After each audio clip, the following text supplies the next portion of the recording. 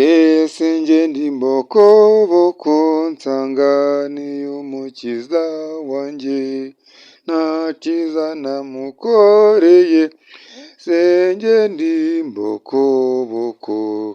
Mbese njye nde ntacyo mfite nsanganiye uwo mwami wanjye, nta n'umwe namukirije, se njye nde ntacyo mfite, sinerwa ubwoba n'urupfu, umukiza yarankijije, kumusanga ntacyo mfite babinkojeje isoni. Mbese njye nde ntacyo mfite nsanganira uwo mwami wanjye, nta n'umwe namukirije, se njye nde ntacyo mfite, napfushije igihe ubusa, koze ibyangwa n'umukiza, ubu ndamutakambira saba kumbabarira. Mbese njye nde ntacyo mfite nsanganira uwo mwami wanjye, nta n'umwe namukirije, se njye nde ntacyo mfite.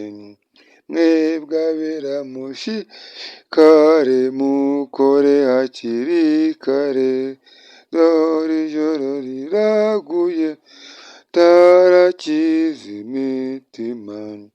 Mbese njye nde ntacyo mfite nsanganira uwo mwami wanjye, nta n'umwe namukirije, se njye nde ntacyo mfite.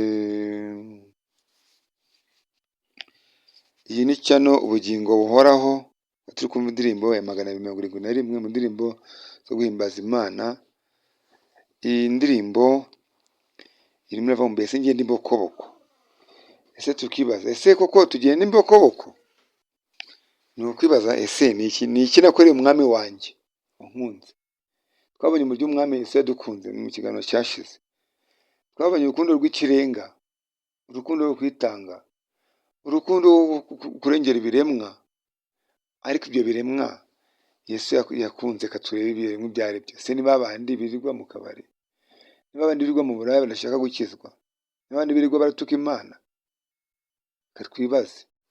Icyo turibaza ni kimwe, ni uko aba bantu abageni ba Kristo bavugwa ni abantu bumva ukuri bagakanguka bakavuga bati, umva natwe tugiye kubireka, tugiye kureba umukiza wacu, tugiye kwihana, tugiye kureba icyo birivuga.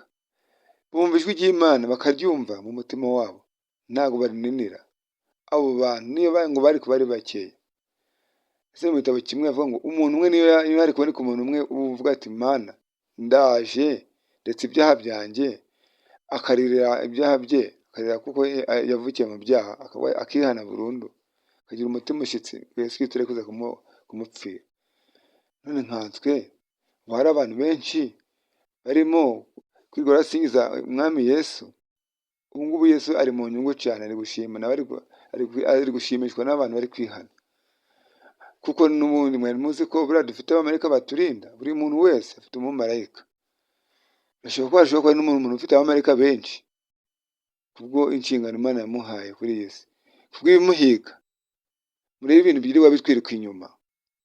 Njyewe ubwanjye nzi abantu barenze 4 bahizwe bashaka kugira ngo bicwe, bahigisha uburozi, bategesha impande zose, bategesheje ibyo mu kirere, bategesha uburozi nyaburozi, bwo bategesha abantu no kumushakira ibyo kurya bibiroze, bategesha inzira zose bajya kuraguza mu mahembe, birangira abo bantu bakomeje kubaho. Haleluya! Imana irashoboye. Ese hari n'umuntu bashatse kwica, bashaka kumutegera mu nzira anyuramo, bashaka kumutegera ahantu azajya mu birori, mu birozi, batesha uburozi, bakamutegera mu ahantu bwije, bakamubura, bakamutegera kandi akaba ari umuntu ugenda bwije, akagenda ku manywa, akagenda igihe cyose, ntibashobore kumubona. Ntabwo ari wabyishoboje, ahubwo igihe marayika akubwira ngo uretse kugenda unyura aha ngaha, akakubwira mu ijwi ry'ubwenge. Rimwe na rimwe hari igihe umuntu agenda akumva agize ubwoba, igihunga kikamufata, ukaba uratitiye, ugahindura inzira. Hagera rimwe ukaba uvuze ati, marayika uvuze ati, we kunyura aha ngaha ushobora guhura n'ibyago. Waje kuhanyura umuzimu ugashigagurika, nubona ugize ubwoba ugiye kunyura ahantu uzakata ahandi. Reka tugaruke ku kiganiro cyacu cya mwene data cya mushiki wacu, tubajije indwara, twavuze ku bijyanye n'imiti, atubaza ku indwara y'ise. Ni iki cyavura ise? Data na bashiki bacu ndagira ngo mbabwire ko nzi umuti uvura ise, kandi ni umuti ugomba kugerageza. Nawukoresheje nigeze kubana n'umuntu wese arayintera, ntabwo nzi nimba ari ise nari ndwaye, ariko numvaga mu mugongo hanjye hababira, ariko we yarayirwaye nyibona. Ariko nahise ubwe yarambwira ngo nimufashe, nimusige umuti, nkawumusiga, ageze arakira, nywa n'abandi barakira, n'abandi barakira, n'abandi barakira, n'abandi barakira, biza kurangira twemeje ko ari umuti uvura. Ngewe bwa mbere wagiye kumbwira, yambwiye ikintu icyatsi cyitwa isagara. Numva ko isagara ifitanye isano n'ise, icyatsi gikunda kuba mu ishyamba. Ariko nyuma yaho ubushakashatsi bwakomeje kuza, twafashe umuravumba, turafata umuravumba turawukaraga, dufata n'agakukuri k'akajonjo gatoya tuwushyiramo, turakomeza turakaraga, turafata dusiga ahantu hari ise, turasiga. Umunsi wa mbere mu gitondo no ku mugoroba rwari dushishikaye.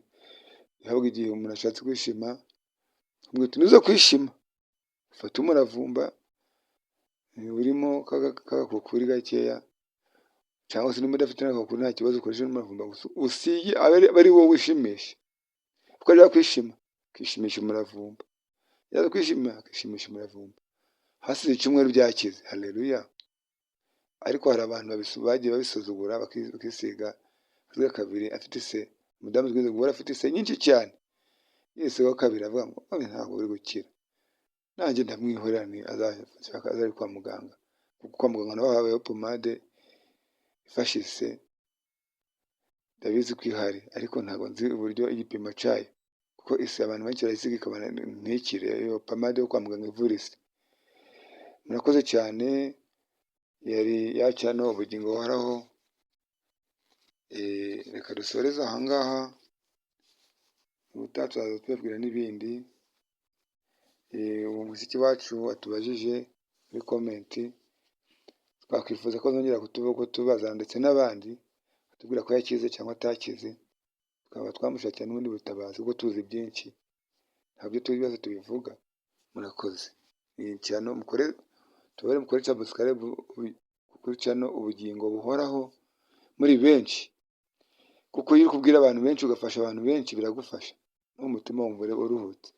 Ariko iyo ufashije ubwiye abantu babyumve, wumva ubabaye. Niyo mpamvu dushaka kugira ngo mwese mukore subscribe, kugira ngo ndetse mukore na notification, muzabona za notification nyinshi. Hari ahantu ukanda kuri subscribe kabiri, hepfo ukabona ahantu utuntu twanditse n'akazogera kamanutse, niko kaba kabanza, n'utundi two hepfo tumanutse, gakora ka mbere kabanza, ubwo uhita urabona n'ibiganiro dusizeho. Murakoze, kadusubizaho, ciao ciao.